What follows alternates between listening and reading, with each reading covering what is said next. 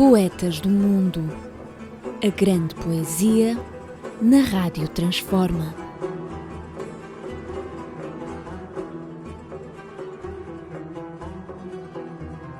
Bem-vindos à nossa rúbrica Poetas do Mundo, na nossa Rádio Transforma e Revista em Comunidade. Hoje vamos falar de mulheres. Durante todo o mês de março vamos fazer uma honra às mulheres especial e falarmos das poetas, mulheres poetas, as poetas do mundo. E ninguém melhor que a nossa embaixadora no Brasil, Lorelai Haddad, que nos vai falar de uma grande poeta portuguesa, Sofia de Melo Breiner. Olá, Lorelai, nos fala de Sofia, por favor. Olha, uma grande honra, uma brasileira como eu, apaixonada por poesia como eu, vir parar na terra de Sofia Melo Breiner. Eu estou simplesmente encantada, até porque estou perto até da Quinta, do Campo Alegre, né? onde ela cresceu. E a Sofia é uma mulher admirável, não é? Que já nasceu poeta, ela já cresceu poeta. E, para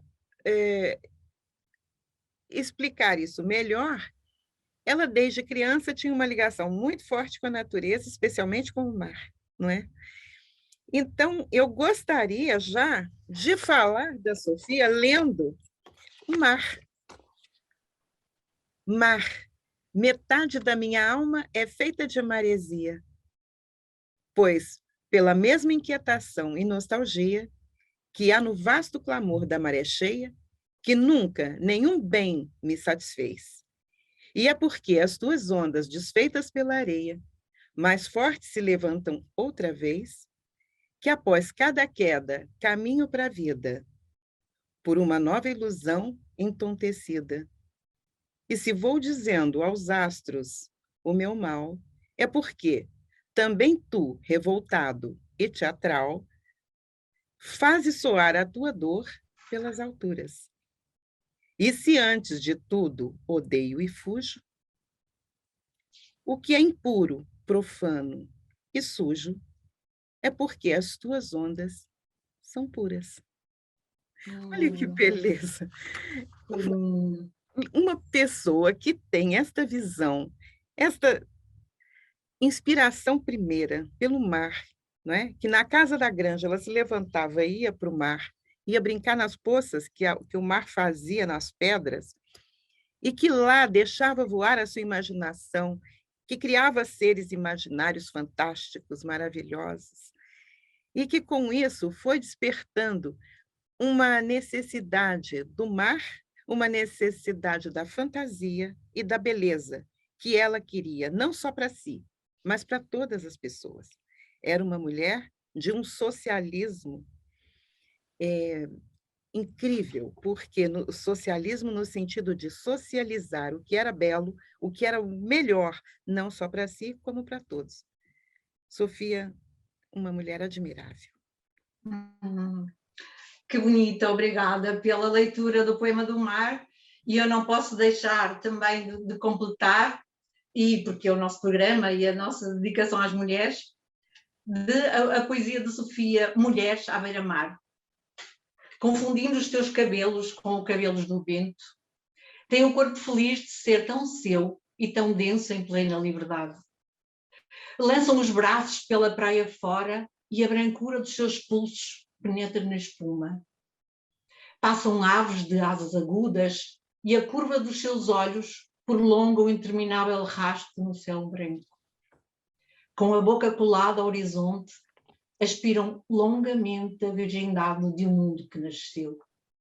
O extremo dos seus dedos toca ao cimo de delícia e vertigem, onde o ar acaba e começa, e aos seus ombros cola-se uma alga, feliz de ser tão verde. Mulheres à beira-mar, Sofia. Esta fantasia, este lado de sereia, porque acho que Sofia encarna muito esta personagem, este arquétipo da sereia. Esta contemplação do mar, como se o mar fosse o universo para ela. É muito bonito, porque dá-nos uma perspectiva que a imensidão, e também a imensidão da mulher, do olhar, como a mulher vê o mundo e a água, como diz o Henrique Doria, o nosso historiador poeta, a água é o princípio do mundo, e o mar é realmente de onde nascem as mulheres e de onde nascem as crianças. É o nosso elo de ligação, não é? Porque, afinal de contas, nós trazemos ao mundo as pessoas. De certa forma, nós também somos uma representação do que há no mar como origem da vida, não é? Como o meio aquático, sendo aí que nós conhecemos. Exatamente. E achei interessante, ela, desde pequena, a mãe lhe dar liberdade, não é? Já percebia nela um ser diferente, uma pessoa que era diferente das outras, que tinha, ela não explicitava isso, mas dava-lhe total liberdade de ser quem era. E ela, interessante, ela dizia que gostava de ser autodidata, e ela adorava pesquisar. Uma das coisas que eu achei curiosa sobre a Sofia foi uma entrevista que vi dos filhos falando sobre ela, que ela ensinava os filhos a nadar no mar com os olhos abertos, que eles vissem as belezas do mar. Então, o mar é sempre muito presente, tanto na casa da granja, quando iam para lá, e depois, quando ela começa a se interessar por Homero, ela fica totalmente apaixonada pela Grécia, pelos clássicos, não é? E ela dizia que ia à Grécia. Isso só aconteceu lá na década de 60, mas aí diziam para ela, como é que você vai à Grécia? Ela dizia, ora, a partir da granja, é da granja para Atenas, né? Da granja para a Grécia. Achei fabuloso. Simples assim, não é? Ué, vou, não é? E eu achei uma fala dela, uma outra coisa interessante, que ela dizia assim, uma das imagens, que ela era muito ligada à imagem, né? a sensações e tudo. Achei divino ela dizer que uma das coisas que mais chamaram a atenção dela foi um dia, na casa da granja, que ela viu uma maçã numa mesinha, perto de uma janela, e dali ela via o mar. E que foi muito contundente, muito dramático, ela ver aquela maçã tão vermelha, e ali contraposta ao azul do céu e o azul do mar, que aquela imagem para ela foi muito forte. Então, ela dizia que as coisas eram importantes por si mesmas, né? Então, se ela escolhia a palavra pedra, a palavra maçã para escrever, ela era pela importância da coisa. A coisa em si, a gente tinha que aprender a ver a poesia nas coisas que existem, né? E ela também, outra coisa que era interessante, que ela, por exemplo, gostava dos cheiros, né? O cheiro do mar, muito importante para ela. E ela tem uma passagem que ela pegava uma folha de limão e esfregava nas mãos, né? E cheirava. Então perguntou para uma prima, sabe, eu fico a pensar, será que no céu tem cheiros? Ai, olha que coisa interessante, né? Olha a preocupação, quer dizer, é tão importante isso. Para ser um paraíso, para ser céu, tem que ter cheiros, não é? Tem que ter sensações, não é? Fabulosa. E esse acreditar que isso... A Sofia é oriunda de uma família aristocrática, não é? Culta e liberal, por isso também ela teve uma formação religiosa, não é? Por isso Deus também é quase como... é quase como uma adoração, ou também explicar Deus como o princípio da beleza. Deus está presente em muitas descrições, e eu tentava encontrar um poema em que realmente isso fosse mais legível e ele escapou-se-me. De qualquer forma, eu gostaria de ler este, que é uma conversa com ela própria, que é o poema Para atravessar contigo o deserto do mundo. Para atravessar contigo o deserto do mundo, para enfrentarmos juntos o terror da morte, para ver a verdade, para perder o medo. Ao lado dos teus passos eu caminhei, por ti deixei o meu reino, meu segredo, minha rápida noite, meu silêncio, minha pérola redonda e o seu oriente, meu espelho, ainda minha vinha, minha imagem, e abandonei os jardins do paraíso. Cá fora, à luz, sem véu, do dia duro, sem os espelhos que vi, estava nua. E ao descampado se chamava tempo. E por isso, com teus gestos me vestiste e aprendi a viver em pleno vento. Este é fugindo do mar e entrar num mundo mais idílico, numa outra fase de Sofia, em que ela passa talvez por um ciclo, por uma orientação, uma viragem da sua inspiração, e que ela começa a falar de outras, da ausência, da presença dela como mulher, como se ela estranhasse, mas quisesse estar sozinha, quisesse viver realmente a mulher na sua condição. E eu gostei muito disto porque realmente o liberalismo começa aqui, porque nota-se uma mulher uma mulher política também. Uma mulher a desabrochar para ter uma opinião própria, para ser assertiva, para se mostrar, não é que ela fosse feminista, não, mas na sua condição de mulher para mostrar que tinha uma voz. Eu acho que ela era até além do feminismo, porque ela é um ser pensante, não é?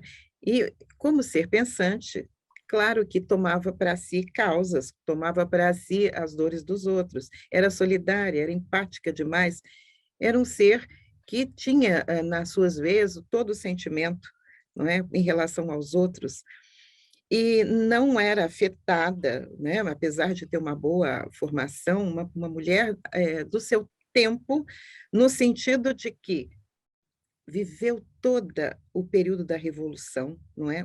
A pré, quando ela achava que ia acontecer e tudo, e que não aconteceu em 58, 59. Aliás, no Réveillon, o marido dela que estourou champanhe chegando na janela e gritava: morte ao Salazar! Só que não aconteceu, ele achava que ia ser ali, não aconteceu, mas enfim. Mas ela coloca uma questão, achei interessante: olho e confronto. E por método, é nu o meu pensamento. A terra, o sol, o vento, o mar, são a minha biografia e são o meu rosto. Por isso, não me peçam cartão de identidade, pois nenhum outro senão o mundo tenho. Não me peçam opiniões nem entrevistas. Não me perguntem datas nem moradas. De tudo quanto vejo, me acrescento. E a hora da minha morte aflora lentamente, cada dia preparada.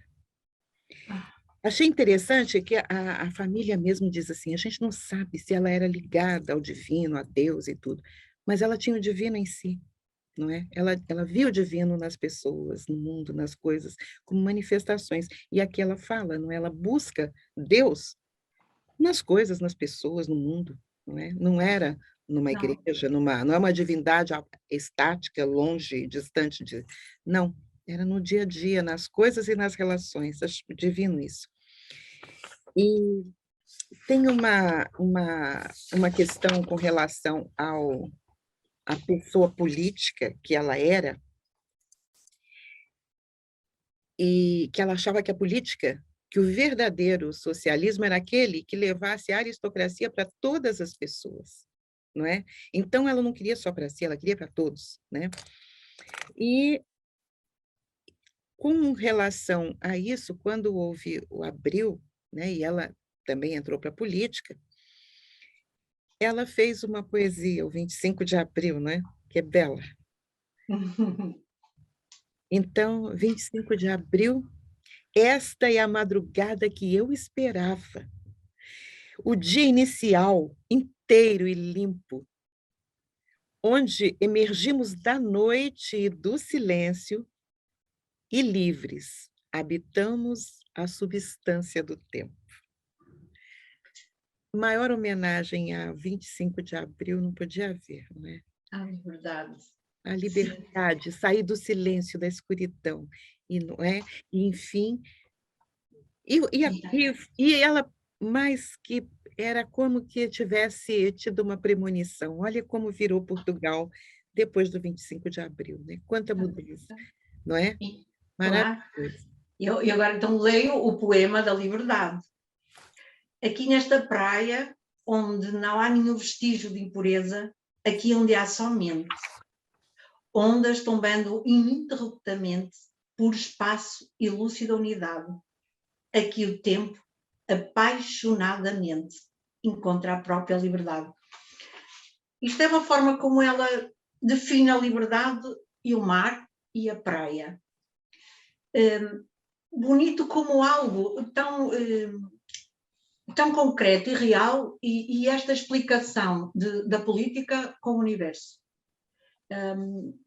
Também pensei um pouco, porque nós temos sempre a ideia de liberdade associada à política, e ela associou isto ao mar.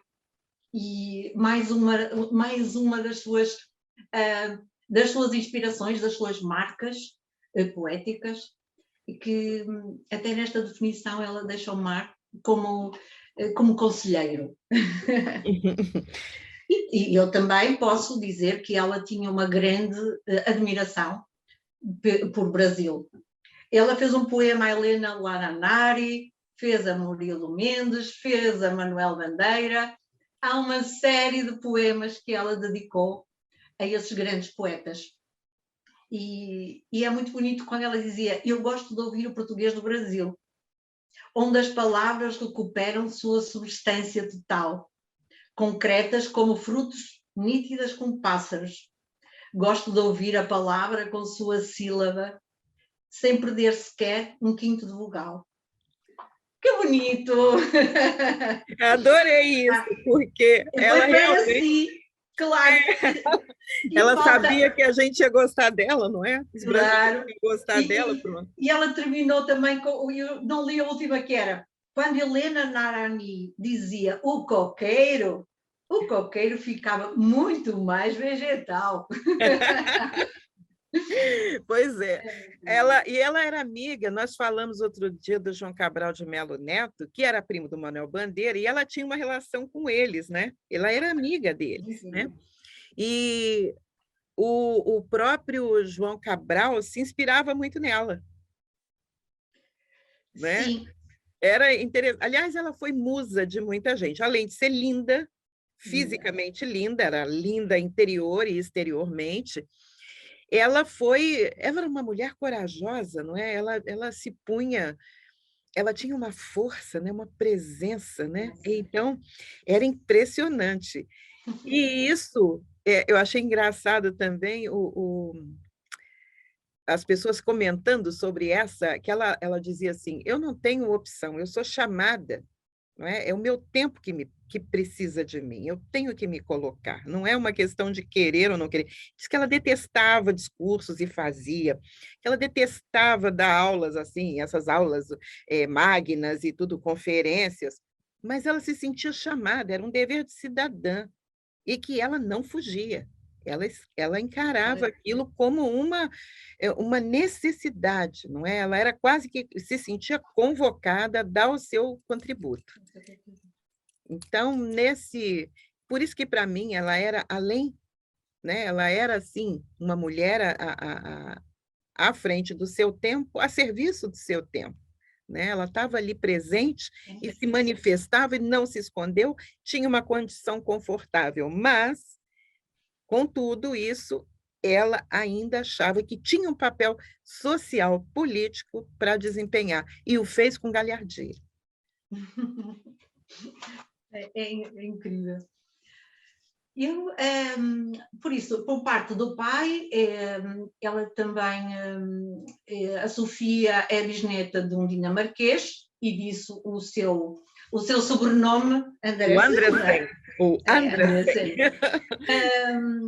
E também ela se revela não só na poesia, também na prosa e nos contos, e essencialmente nos contos para crianças. Apesar de serem 14 ou mais os livros de poesia, também temos que referenciar este dom e esta escrita tão reveladora e tão instrutora para as mulheres, inclusive no ensino também, porque Sofia de Melbrenner começa desde muito cedo nas escolas com as crianças. E o interessante é que ela começou com os filhos, né, contando histórias, que ela achava que as histórias não estavam bem contadas, né? Então ela resolveu contar as dela, né? Começou por aí. E por outro lado, uma crença que também move muitos de nós professores, que você pode transformar o mundo a partir das crianças, porque as crianças são fáceis de você trabalhar, desenvolver uma sensibilidade, um olhar sensível, uma escuta sensível para o mundo, para o outro, não é? Então, não era aquela pessoa ensimesmada e também não queria desenvolver isso nos outros, né? Ela queria sempre desenvolver esta visão mais do mundo mais compartilhado e não competitivo, né? Um mundo em que as pessoas colaborassem, que construíssem, não é? E que não competissem entre si. Também há aqui uma ética cívica também neste ensinamento, porque ela também nos leva a uma visão da poesia como uma moral e uma forma de ser. Na sua parte de também educadora, de mãe, mulher, mas também ela tem uma moral sempre presente na sua poesia, na sua escrita. E isto também é uma consciência, é uma consciência do universo, é uma consciência de uma explicação do real e do concreto e da vida, em que a mulher se depara em toda a sua vida. Não é que ela seja diferente, não é que ela seja de forma privilegiada, mas realmente é um ser do mundo. E sensível às dores dos outros. Isso Sensível foi às dores dos outros. fantástico. No poema dela, a Catarina Eufêmia, que eu achei também muito bonito e tocante, porque ela diz, Catarina Eufêmia, o primeiro tema da reflexão grega é a justiça, e eu penso nesse instante em que ficaste exposta. Estavas grávida, porém não recuaste. Porque a tua lição é esta, fazer frente, pois não deste homem por ti, e não ficaste em casa a cozinhar intrigas, segundo o antiquíssimo método oblíquo das mulheres. Nem usaste de manobra ou de calúnia, e não serviste apenas para chorar os mortos. Tinha chegado o tempo em que era preciso que alguém não recuasse, e a terra bebeu um sangue 2 vezes puro, porque eras mulher e não somente a fêmea. Eras a inocência frontal que não recua. Antígona pousou a sua mão sobre o teu ombro no instante em que morreste, e a busca da justiça continua. Obrigada, é lindíssimo. É tão tocante isso, não é? Sim, E também Pela a própria mulher... personagem da Catarina Eufêmia, não é? Que também é... Agora, ela era apaixonada, e achava interessante isso, pelo gestual também, não é? Ela era muito teatral, e ela dizia que tinha ouvido que ela tinha o corpo pronto para ser bailarina. E daí veio a paixão pela Isadora Duncan, também minha ídola, adorava Isadora Duncan. Ela adorava Isadora Duncan, e sempre que possível, e principalmente quando lia e falava, se referia à Grécia, os filhos falavam que ela começava a dançar e fazer gestos e tudo mais. E que sempre a dança fez morada nela, a música, a dança. E quando ela ia à Grécia, ela passou aí com certa frequência, uma amiga, estando com ela, falou que na Acrópole, diante do Parteno, ela ficou tão encantada com aquilo que ela começou a recitar. E começou a recitar assim, espontaneamente, e aquilo com tanta emoção, que a amiga caiu em prantos, né? Ficou emocionadíssima. Ela disse, naquele momento, não era mais uma mulher que estava ali, era uma deusa. Ela personificou uma deusa, né?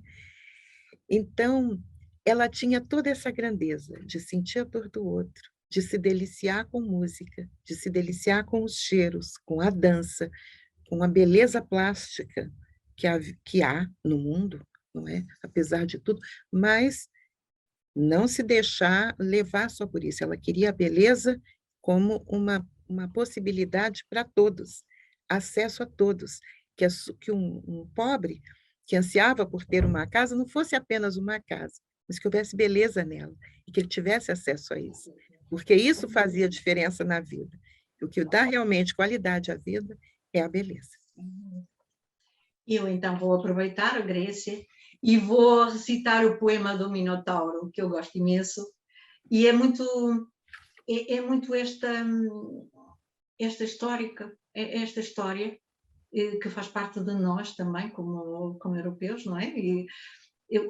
O Minotauro, em Creta, onde o Minotauro reina, banhei-me no mar. Há uma rápida dança que se dança em frente de um toiro, na antiquíssima juventude do dia. Nenhuma droga me embriagou, me escondeu, me protegeu. Só bebi retzina, sendo derramado na terra a parte que pertence aos deuses. De Creta, enfeitei-me de flores e mastiguei o amargo vivo das ervas, para inteiramente acordada comungar a terra. De Creta, beijei o chão como Ulisses. Caminhei na luz, nua. Esta é a experiência, essa experiência espiritual, visual, dessa visualização de um universo, de um mundo paralelo ao mundo real, que consegue estar no passado, consegue estar no futuro, consegue estar no real, consegue estar no mar. É uma mulher multi... E está no Olimpo, não é? Porque, afinal de contas, a Grécia é sempre presente para ela. A experiência, essa experiência espiritual, visual, dessa visualização de um universo, de um mundo paralelo ao mundo real, que consegue estar no passado, consegue estar no futuro, consegue estar no real, consegue estar no mar. É uma mulher multi... E está no Olimpo, não é? Porque, afinal de contas, a Grécia é sempre presente para ela. Sim, as deusas... E, contudo, engraçado, dizem que ela fazia aqueles gestuais das estátuas gregas e tudo, e que isso a convidava a dançar. E eu vou ler a dança com S, que também é bonito, que é o quarto verde, os peixes da penumbra, peso duplo do corpo no vazio, gesto dilacerando os nós do frio.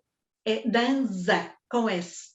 Essa também é uma curiosidade, esta palavra homónima, homógrafa, homónima, que também é bonito. São pequeninos que fazem parte de um livro da obra poética dela, que é o Coral.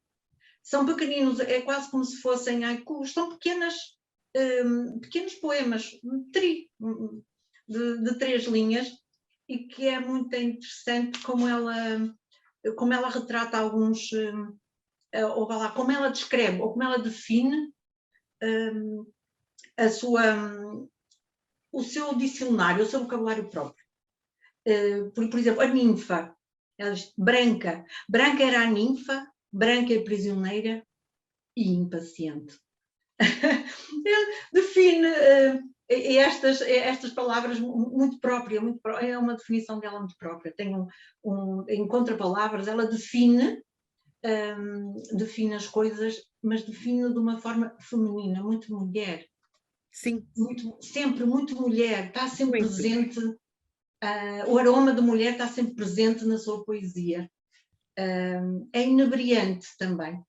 É como se hoje é como se ela fosse um perfume. Quando nós lemos poesia de Sofia, é como se sentíssemos um perfume, não é? É uma mulher muito transparente, mas muito... Ela consegue ser doce e forte ao mesmo tempo, não é? Ela consegue trabalhar bem nas dualidades, não é? Os seus lados, ela, quando é chamada a se posicionar firmemente, ela está ali. O Mário Soares sempre dizia isso, não é? Impressionante. E ela, até quando você comentou sobre a ninfa, eu lembrei da fada Oriana, né? E ela, quando fica ali embevecida, se olhando no lago, né? E que é chamada a atenção, e isso para nós é sempre uma chamada também à realidade, a tomada de posição, né? E porque ela diz assim, tem uma fala que é interessante, ela diz assim, veja o mal que fizeste, ao olhar para ti, esqueceu-se dos outros. E a gente está vivendo num mundo mesmo assim, não é? Muito voltado para si mesmo, e sem olhar para o outro que está sofrendo ao lado, não é? E é a razão de tantos conflitos, não é? Achei fantástico, porque teoricamente é para criança, mas veja o toque que ela dá, não é? Que ela já uma maturidade já muito notada, claro. Politicamente corretíssima, não é? E então ela um pouco, diz que ela ligou uma vez para o Mário Soares e disse que estava desencantadíssima com a política, que ela achava, até tem uma frase que eu copiei, achei interessantíssima, que ela dizia assim, da política nem falo, ou melhor, falo. É uma política dominada pela exterioridade, pela vaidade e pela leviandade machista. Então, mesmo entre os socialistas, que ela tanto admirava e tudo, ela ficava irritada com isso. Ela dizia mesmo aquilo, que o socialismo tem que ser a aristocracia para todos. A política tem que servir para isso, para fazer as pessoas viverem bem, viverem felizes. É essa a função do político, não é? E isso desencantava muito ela. Enfim, como a gente não tem muito tempo, não é? Não temos muito tempo, claro. A gente gostaria de falar mais. De ficar muito mais de Sofia, mas vamos falar de outras poetas do mundo. Vamos. Eu vou um bocadinho uma reflexão sobre o retrato de Sofia, e que a poesia que ela diz, inventei a dança para me disfarçar, ébria de solidão, e quis viver. E cobri de gestos a nudez da minha alma, porque era eu semelhante às paisagens, esperando, e ninguém me podia entender. Ela ficou doente, foi perdendo a capacidade de caminhar. E as pessoas que conviviam com ela diziam que ela, enquanto caminhava, que tinha um caminhar também bastante sonoro, que ela adorava saltos, então fazia aquele barulhinho dos saltos e tudo. Ela gostava de dizer a poesia enquanto caminhava. E que quando ficou impossibilitada de caminhar, que uma vez, acho que uma filha perguntou: "Por que que você não diz eu escrevo?" Porque ela disse: "Eu não tenho mais vontade, eu não tenho mais motivação", né. E isso foi triste para ela, mas uma coisa que eu achava interessante que ela dizia para finalizar a minha participação quando ela se referia à sua própria finitude, ela usou isso: "Quando eu morrer, eu voltarei para buscar os instantes que eu não vivi junto ao mar. O mar sempre presente, do início ao fim", não é? Então Sempre essa sempre foi a relação dela. dela. Praticamente uma Nereida, né, uma filha de Nereu ali Pois, presente. acho que é a maior celebração que podemos dar às mulheres, é falar das poetas do mundo, mulheres, e não tanto como Sofia diria, eu sou escritora e não leitora. Compete-nos a nós, mulheres, sermos leitoras de Sofia. Lorelie Haddad, um beijinho muito grande, muito obrigada. Até ao próximo programa do Poetas no Mundo, Poetas Mulheres, na nossa Rádio Transforma e Revista em Comunidade. Até à próxima, obrigada. Obrigada eu que agradeço a você a oportunidade. Obrigada, Lorelei. Poetas do Mundo. A grande poesia na Rádio Transforma.